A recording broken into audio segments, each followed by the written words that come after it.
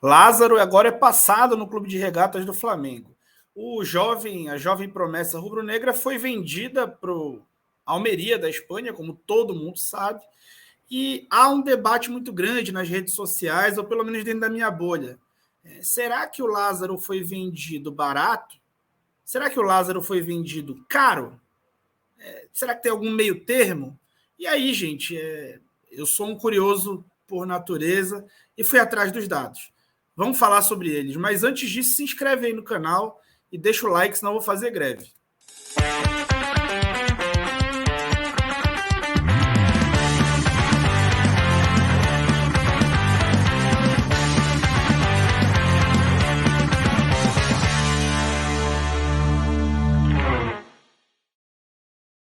Eu até gostaria de continuar com o vídeo, mas você ainda não se inscreveu. Então, assim não vai ser possível.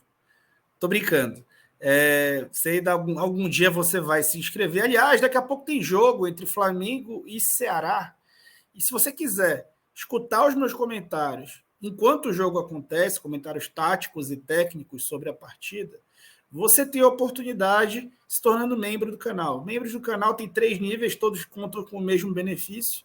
O objetivo principal é fomentar, ajudar para que eu possa desenvolver o meu trabalho e também tem como contrapartida esse acesso aí ao canal do Clube de Membros no Telegram, onde eu faço a transmissão tática de todos os jogos. É bem legal, a gente tem chat, a gente conversa sobre pauta, é muito, muito legal, tá bom? Então, vamos lá. Afinal de contas, o Lázaro saiu barato? Então vamos falar sobre o tema de forma mais ampla, né? Como vocês sabem que a gente gosta de fazer. Bom, Lázaro, já mostrei para vocês no último vídeo, né? Que você pode clicar vendo aqui no banner sobre quem vai ser o substituto do ex-camisa 13 rubro-negro. Então, Lázaro, o fato é que o Lázaro teve muito impacto nos números do Flamengo na temporada, né? Ele é um dos líderes em vários critérios importantes ofensivos, incluindo assistência, gol, chances criadas. Então, ele é um cara muito importante, né? E o Lázaro jogou, né, acima de tudo, é um cara muito polivalente. Então ele jogou em 4 funções aí, no mínimo, nesse time do Flamengo. Né? Ele começou jogando como ala esquerdo, jogou de meia atacante, que é a posição de origem ali, meia atacante e ponta esquerda, e agora estava jogando de centroavante, basicamente como eu, né, de falso 9. E aí vamos relembrar, né? Eu já falei sobre isso no vídeo que a gente fez para avaliar a tal proposta do João Gomes, mas o que influencia no valor de um jogador, né? O clube e a liga influencia, a idade, a posição, o tempo de contrato influencia muito também a relação com os agentes, as valências, o biotipo, apelo de marketing, histórico da base, histórico de lesões, fase, relacionamento com o atleta. Então, tudo isso interfere no valor de um atleta. E aqui, por posição, o jogador mais caro do mundo em avaliação por posição, tá? Aqui aparece o Vini com 100 milhões de euros, né? O Antony foi vendido do Ajax para o Manchester United por 100 milhões de euros. Vocês acham que há alguma chance de algum time chegar com 100 milhões de euros no Real Madrid e contratar o Vini Júnior? Não, mas isso é um valor de avaliação. E existem outras coisas que interferem. Você tirar um cara do Real Madrid é muito difícil. E aí entra naqueles critérios que eu mostrei para vocês. Então, você tirar de um clube muito potente é muito difícil, né?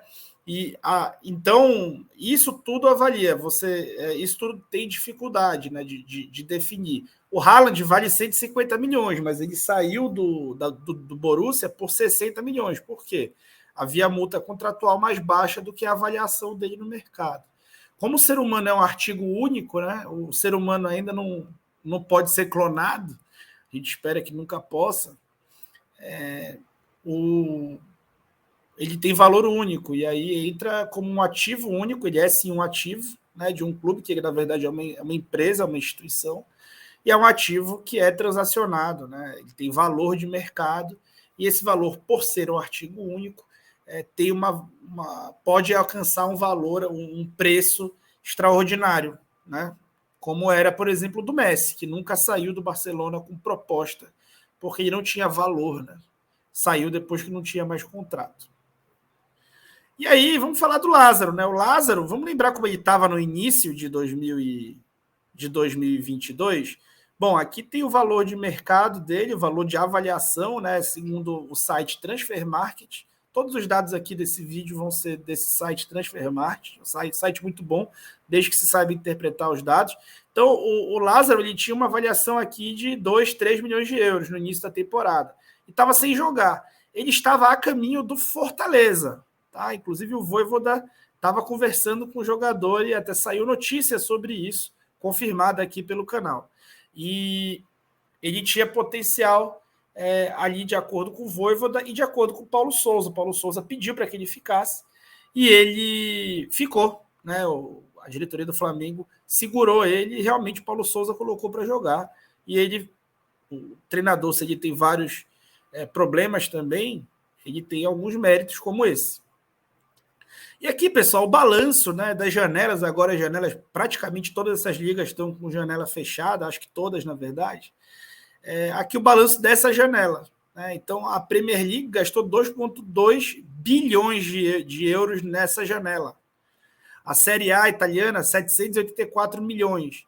A La Liga, que já teve lá no topo, é só a quinta hoje em dia. A La Liga, que é a liga onde o Almeria está inserido. E vejam aqui o saldo entre receitas e despesas, como hoje, talvez a única liga que seja, de fato, uma liga compradora, seja a Premier League. Ela domina completamente o mercado.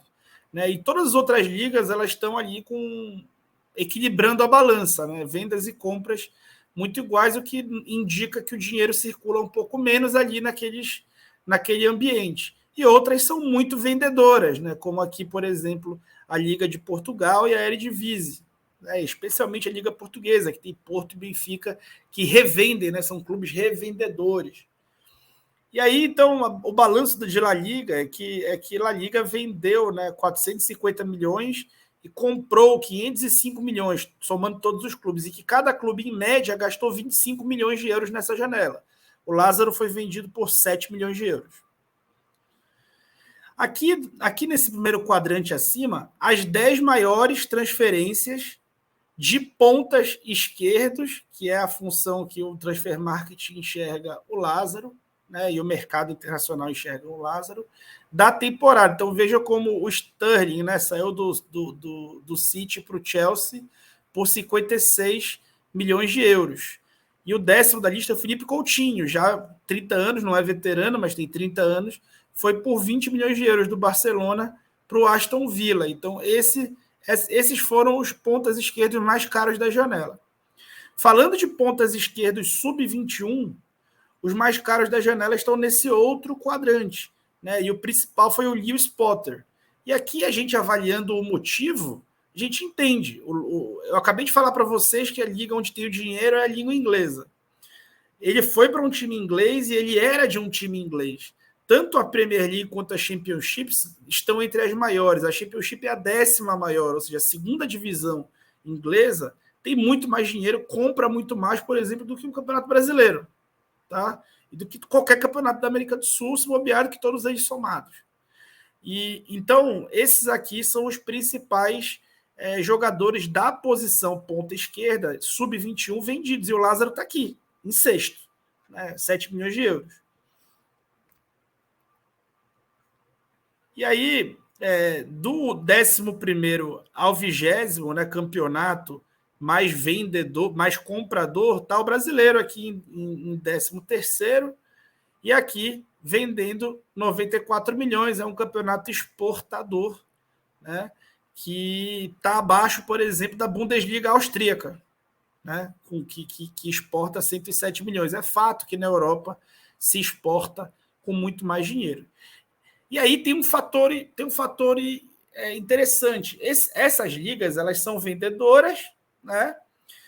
E a janela é um período de tempo delimitado. Né? Vocês entendem que, por exemplo, é como se o mercado... a minha empresa, por exemplo, tem um orçamento que ela precisa cumprir do dia 1 de janeiro ao dia 31 de dezembro. Porém, os períodos quando eu posso vender são delimitados, porque a safra para mim de venda é somente durante a janela. Então eu tenho esse período e eu tenho o período de janeiro, só que janeiro já foi. Só vai ter ano que vem.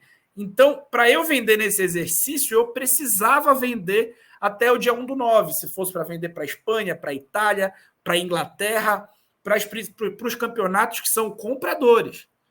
Ou seja, se eu tenho uma meta orçamentária para bater, eu preciso cumpri-la até o dia 1/9. Senão, meu amigo, aquela linha ali eu vou perder. E isso provavelmente foi o que o Flamengo pensou. Vejam como essa matéria do Rodrigo Matos, aqui do portal UOL, falava que o Flamengo precisava ter vendas de direitos econômicos até o fim do ano. E para bater o seu orçamento, as metas de orçamento. Então o Flamengo precisava vender e a janela, o período ali de venda, estava por acabar. Acabou dia 1/9. E aí, vamos falar do Almeria. O Almeria fez 20 contratações na temporada. Essas aqui foram as que envolveram dinheiro, que não foram a custo zero. Contratou 2 atletas do Santos, o Léo Batistão e o Kaique, zagueiro, 18 anos, por 7 milhões de euros, mesmo valor do Lázaro. E o centroavante é o Bilal Touré, por 10 milhões de euros, porque ele é um camisa 9. Lembra lá no primeiro slide como o camisa 9 é o cara mais valorizado sempre? Por isso que o Pedro, por exemplo, tem um valor inestimável, apesar de ter 25 anos. O Lázaro, ele é um pouco menos valorizado por ser ponta esquerdo, e por não ter vindo já de dentro da Europa. O Bilal veio da França. O Lázaro, desculpa, perdão. O Lázaro veio do Flamengo, que é uma liga mais pobre, apesar de ser um clube mais rico, mas que tinha aquele desafio que eu mostrei para vocês. E aí, o Lázaro e o Kaique, eles são juntos a terceira maior compra da equipe na década. O Almeria tem uma tradição de revenda e ele comprou, há 2 anos atrás, o Darwin Nunes por 15 milhões de euros junto ao Pearol e vendeu por 35. O Darwin já foi revendido pelo Benfica por 75.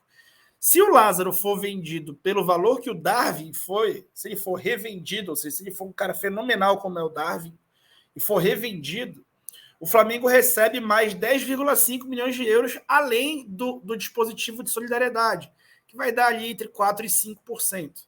Tá? Então, ele vai elevar de 7 para cerca de 18 a 20 milhões de euros, incluindo o dispositivo de solidariedade.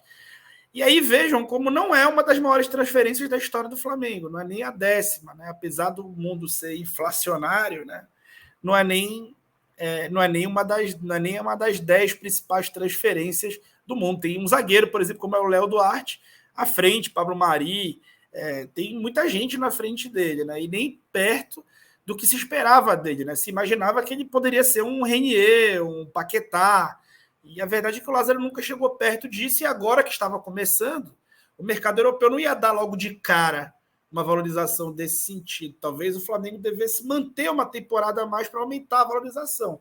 Só que será que ele ia jogar? E mais, esse não é o estilo de gestão do Flamengo. E aí nós vamos falar disso agora. Eu coloquei na imagem 2 clubes, que para mim são a antítese um do outro.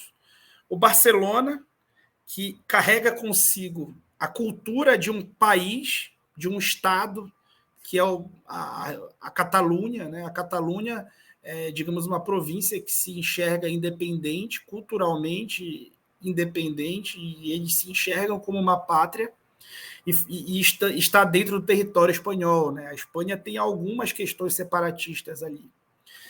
E a Catalunha, onde o Barcelona está inserido, é um deles, onde a gente tem uma cultura muito forte, um idioma próprio.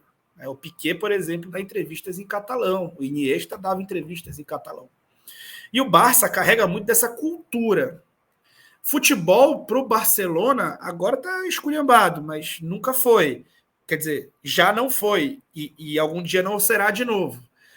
E quando voltar a não ser, será sempre algo a mais. É cultural que o Barcelona forme os seus talentos em casa. É cultural que o Barcelona tenha um futebol para consumo interno, além de conquistar títulos, que precisa jogar com estilo de jogo específico, que ganhar não é o principal, mas sim a forma como se ganha. Do outro lado tem o Real Madrid. Você se lembra de algum cara formado no Real Madrid? O Raul Gonzalez, que está na foto, não foi. Ele era do Atlético de Madrid. O Sérgio Ramos, que você está imaginando, também não. Ele era do Sevilha. E o Real sempre teve consigo, até pelo seu tamanho, né? O Real é uma instituição de futebol maior do que é o Barcelona. O Barcelona é mais rico culturalmente, mas o Real é a maior instituição de futebol do mundo, é maior do que a seleção brasileira, é maior do que a FIFA. Então, o Real Madrid tem esse tamanho e a prioridade do Real Madrid é sempre vencer. E aí não importa muito como. O Real Madrid tem o Ancelotti num ano, tem o Mourinho no outro, aí tenta o Lopetegui e a tentativa de uma semente de um futebol diferente é cortada logo com 3 meses de trabalho. Por quê? O que interessa é ganhar. O nível de pressão é absurdo. A cultura come a estratégia no café da manhã, né, de acordo com o Peter Drucker, que é um dos pais da administração. Então, se o José Mourinho fosse treinar o Barcelona, provavelmente não duraria uma semana. Da mesma forma que o Real Madrid talvez nunca desse o tempo, por exemplo, que o Guardiola teve no Barcelona para poder desempenhar o seu trabalho. Não estou dizendo que num lugar não tem pressão e no outro tem, mas sim que essas pressões diferentes, elas determinam também estilo de gestão diferente. O Real Madrid quer ganhar tudo agora. O Barcelona normalmente, agora não está nessa fase, quer ganhar de uma forma específica, com pessoas específicas, de um jeito específico. E o Flamengo está muito mais próximo do Real Madrid. E eu acho que essa foto aqui, ela exemplifica. Né? O Vinícius Júnior de rubro-negro foi uma coisa que poucos privilegiados como eu viram, e a gente escolhe idolatrá-lo utilizando a camisa do Real. Por quê?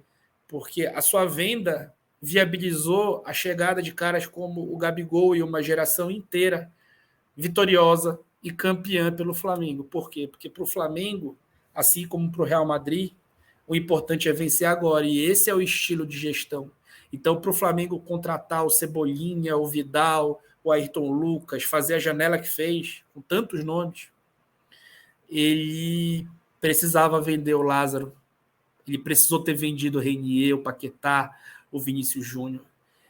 E essa mudança de cultura que muita gente sonha, ela me parece cada vez mais utópica.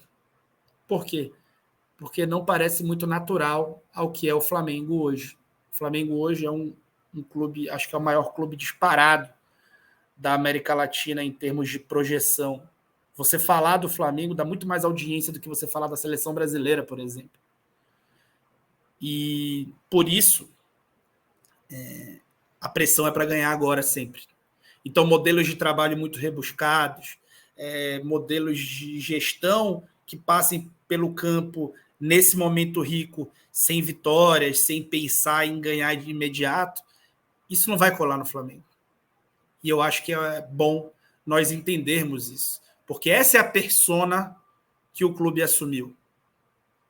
E não sei se isso tem volta, porque o Flamengo é um monstro que só vai crescer ainda mais pelo seu poderio econômico, pelo seu poderio midiático, e ele vai, no máximo, ali exigir que os times joguem ofensivamente. Mas esse modelo de vender o futuro para comprar o presente dificilmente vai mudar, especialmente enquanto a nossa moeda estiver desvalorizada dessa maneira. Tá bom? Desculpe o vídeo longo, eu estou indo nessa e beijo, tchau.